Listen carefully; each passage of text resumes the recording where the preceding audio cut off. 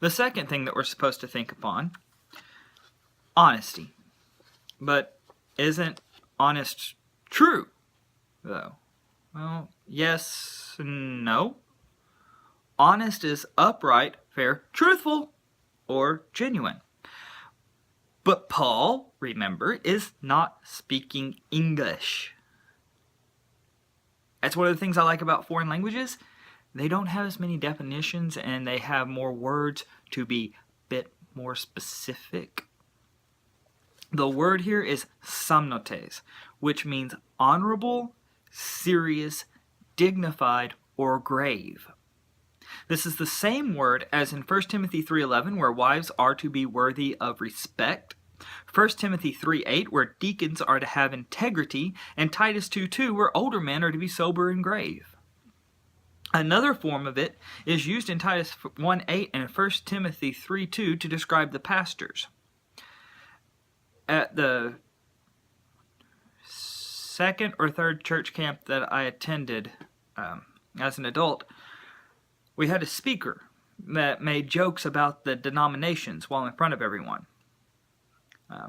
We also had a joke in the adults class that was off track of what we were supposed to be studying.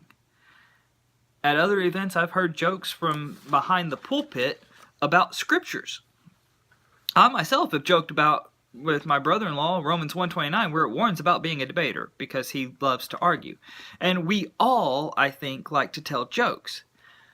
But there is a time and a place, and there are subjects we should avoid.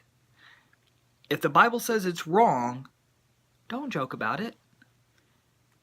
If you're in the middle of teaching a class and you need to have the respect of those you're teaching on something that is serious, don't joke about it. Let them know this is how it is. That way they'll believe you. They'll know you are being serious. I joke with my students sometimes.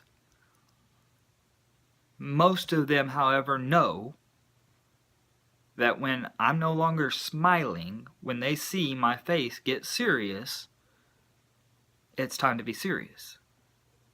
There is a time for the joking, but there is a time to be serious as well, and people need to know when we're being honest and serious with them.